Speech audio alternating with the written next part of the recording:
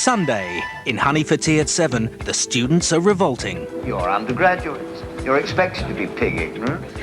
And just when Henry thought it was safe to return to the kitchen... It can't be him. Pie in the Sky at 7:30. Hasn't escaped from the nick, has he? Vincent Bryan Palmer died in August 1978. At 8:20, Nicola Paget and Peter Davison ain't misbehaving. Why don't we go to bed? Yes, I think I will. I'm a seething mass of unrequited hormones. Oh, heavens. Better have some muesli. The Look of Sunday on BBC One. A new mystery on BBC One. Put your hands in the water.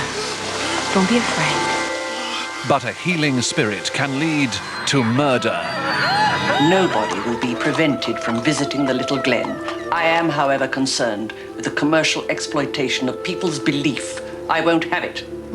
Inspector Alleyn investigates in 20 minutes on BBC One.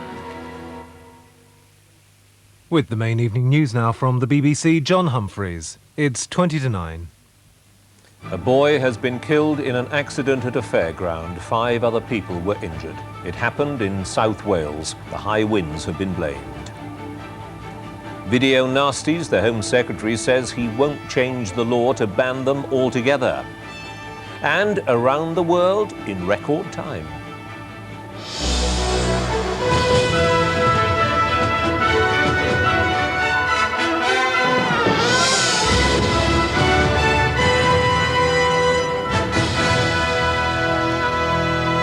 Good evening. A 9-year-old boy who went to the seaside for a bank holiday outing was killed in an accident on a funfair ride. His father was injured and so was his brother and 2 other people. They were on a water chute train ride when an overhead light fitting crashed onto their car. It happened at the Coney Beach Funfair at Porthcawl in South Wales. It's thought high winds may have been to blame. The accident happened on the water chute, one of the most popular rides in the pleasure park. As one of the cars was gathering speed down the slope towards the water, a steel hoop above the track collapsed and fell onto the car and its passengers. 9-year-old Tim Morgan was killed. His father and 2 other boys were seriously hurt. Due to the persons being trapped, then obviously it involved a chest injury and also facial impacts, which obviously were causing problems. So those patients were moved fairly rapidly once the paramedics had been on scene. The metal hoop carried a string of lights that form part of the park's illuminations. It's thought it may have been caught by a gust of wind. The park's owner says his family's been in the fairground business for more than 50 years. Never in the whole of this time has an accident of this nature occurred on any of our rides. To say that we are deeply shocked and saddened by what has happened would be an understatement. We offer our deepest sympathy to the family involved and will do everything we can to help the inquiry into the accident. The investigation has already begun and the weather is one factor being taken into account. There were high winds along the seafront in the hours before the tragedy. I think it has to be a consideration, but any sort of expert opinion will be reserved for that of the forensic scientists and the health and safety executive. Just along the South Wales coast, the pleasure park at Barry Island was hit by last night's gales. One attraction, the Helter Skelter, was blown down, but it happened before the park was due to open today and no one was hurt. Today's tragedy in Porthcawl will again focus attention on the safety of fairground rides. Peter Gould, BBC News. The high winds left a trail of damage across many parts of the south and west. 15,000 people have spent most of the day without electricity because fallen trees cut power lines. Engineers hope to reconnect everyone tomorrow morning. Cross-channel services have been disrupted, all hovercraft sailings have been cancelled, and there have been long delays on the ferries. And 3 children and 2 adults have been killed in a crash in Scotland. Their car was in collision with a lorry on the A96 near the village of Alves in Grampian. Police said the weather was reasonable at the time. The Home Secretary, Michael Howard, has said he will look closely at a report which says there is a link between violent videos and crime. But, he said, it would be an extreme step to ban the videos simply on the grounds that they were unsuitable for youngsters. More than 200 MPs say he should. It looks as if films like these will stay on shop shelves, despite the claims by child psychologists that youngsters can act violently after watching so-called video nasties. Today, the Home Secretary suggested he would not be accepting an amendment to the Criminal Justice Bill up for debate in mid-April, which would take the videos out of circulation. He stressed the role of parents instead. Well, parents do have a responsibility. There are some videos which are suitable for viewing by adults, not suitable for viewing by children. And it's difficult. It would be an extreme step to ban all videos that might be perfectly okay for adults to watch. Films without certificates, or ones that are only allowed to be shown in cinemas, have been seized on video by police and trading standards officers. But there's resistance to extending their powers from those who say the psychologist's report proves nothing. We do not accept that there is a conclusive argument that the problems in our society can be simply cured by preventing the majority of households in the United Kingdom from being able to see 15 and 18 classified programmes. MPs demanding a change in the law have had their resolve to get it strengthened. Many are conservative. In their way is the fine print. How do you write legislation that stops certain violent videos reaching the shops while leaving others, including Oscar winners, unaffected? Jeremy Vine, BBC News. The country's biggest teachers' union has called on other unions to join a boycott of national school tests next term. On the eve of the National Union of Teachers Conference in Scarborough, their General Secretary, Doug McAvoy, said the government hadn't done enough to meet concerns over workloads and educational standards. The NUT, 180,000 strong, is already committed to repeating last year's boycott of school tests, which involved all teacher unions. A recent survey suggested 90% of NUT members still oppose the tests.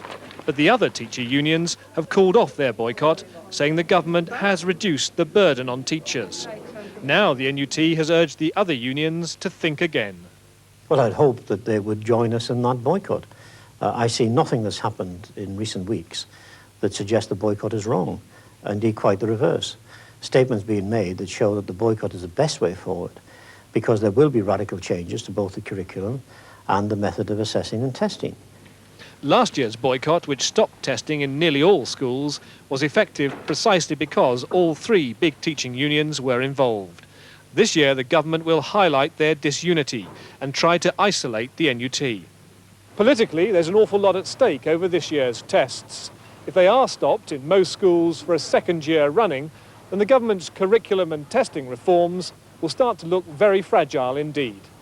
Mike Baker, BBC News, Scarborough.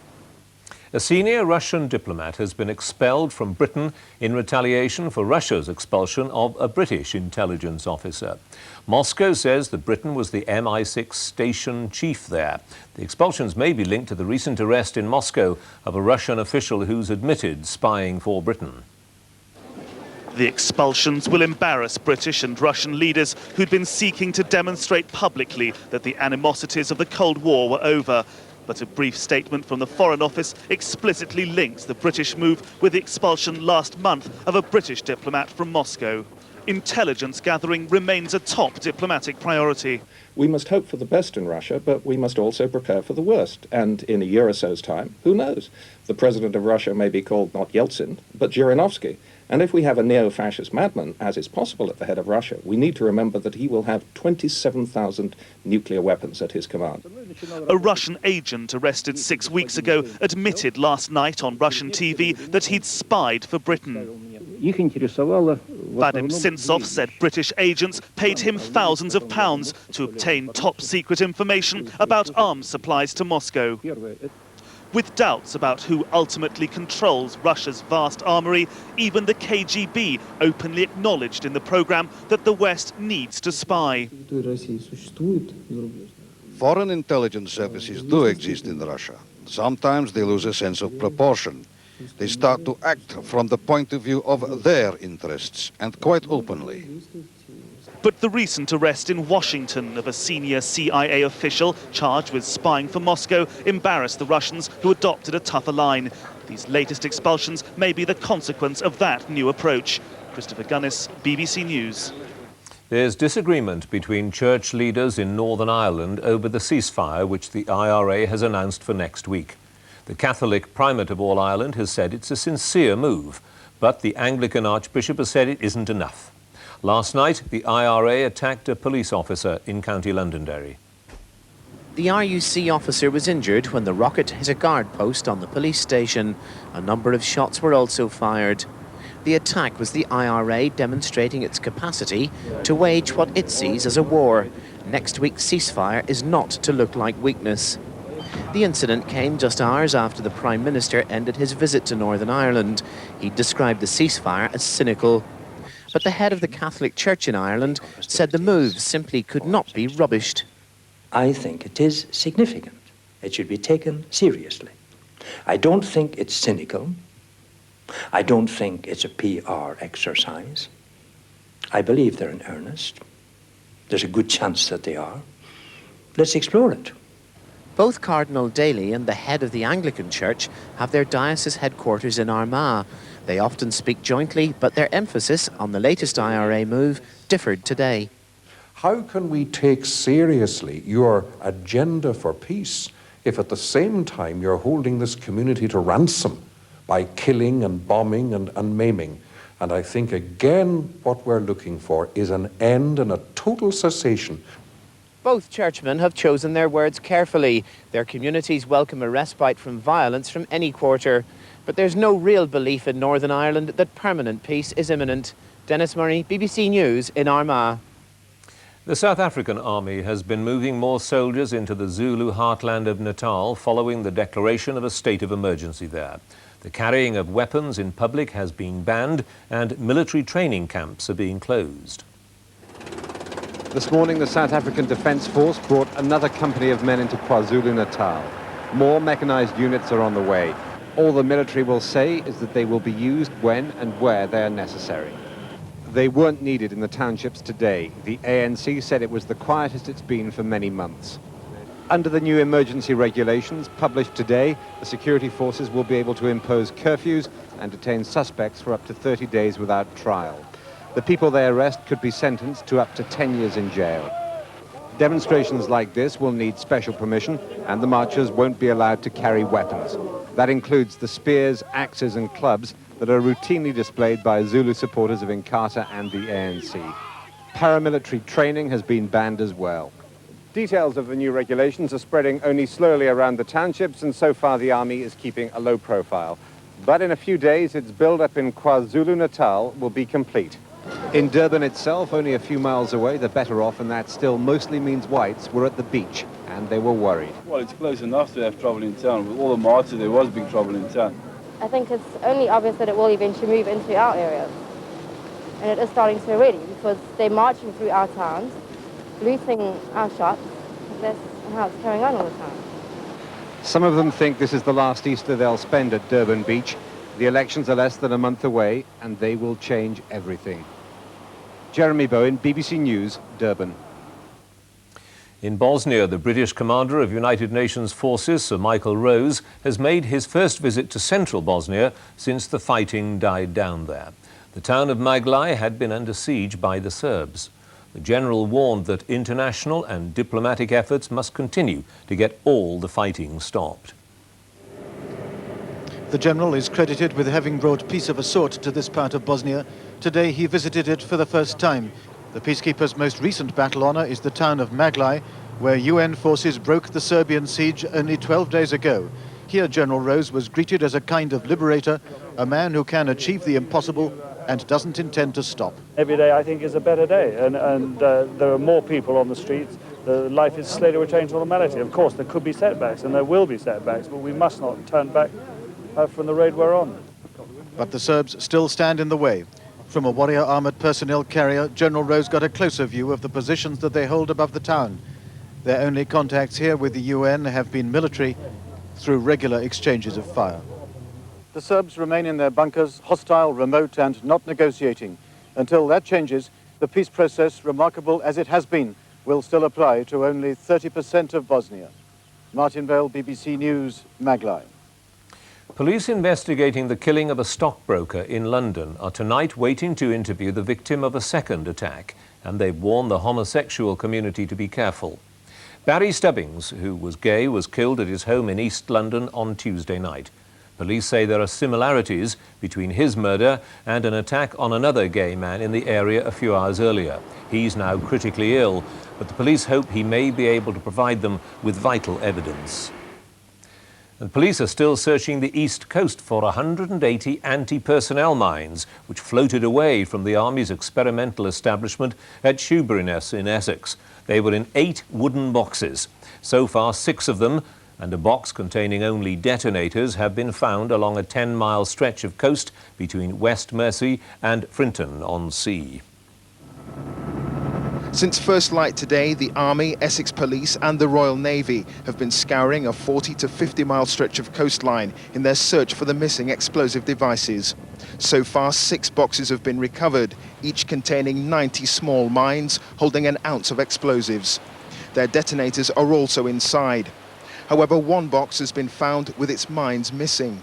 If the devices were assembled, then of course they are designed. Their primary aim is to seriously injure, maim and incapacitate. But in the state at which they have been lost, the military authorities inform us that these devices are inert. At this time of the year, the Clacton and Frinton-on-Sea areas are popular with day trippers. For local people and visitors alike, the mines search has brought unwelcome publicity. 1 box of mines and their detonators are still unaccounted for. Tomorrow, the search will resume again at first light. The police are asking anyone who makes a sighting not to touch the container, but to contact them and the local Coast Guard immediately. Clive Myrie, BBC News at Essex Police Headquarters. The yachtsmen Robin Knox-Johnston and Peter Blake have set a new round-the-world sailing record in their catamaran, even though the weather was terrible on the final leg. They arrived back in northern France this afternoon after nearly 75 days at sea. That's 4 days less than the previous record. After sailing 26,000 miles, the catamaran completed its round-the-world journey in 74 days, 22 hours and 17 minutes. Heavy seas on the final leg forced the crew to slow down. But as they passed the finishing line at the Ushant Lighthouse, there was no more doubt that the world record was theirs. To take the Jules Verne trophy, the catamaran had to maintain an average speed of 14.5 knots. The advanced design of the boat, using many lightweight materials, undoubtedly helped. But so did the skills of the crew, led by Robin Knox-Johnston and the New Zealander Peter Blake. Well, anytime you do an event like this, you've got to say you've got to have some good luck. We had good luck all the way for the first half. That was a lot of good luck. Terribly quick. Then we had bad luck, but we were still able to go quite well. I think any other boat's got to expect that same mix, and I think you probably need a bigger boat to beat it. Their families were waiting at the port of Brest to welcome them after their record-breaking voyage. And after all that time on the high seas, success tasted very sweet indeed. Jacky Rowland, BBC News. And tonight's main news again. A 9-year-old boy has died in a fairground accident at Porthcawl in South Wales. His father, brother and 2 other people were injured. And that's it from the newsroom tonight. Good night.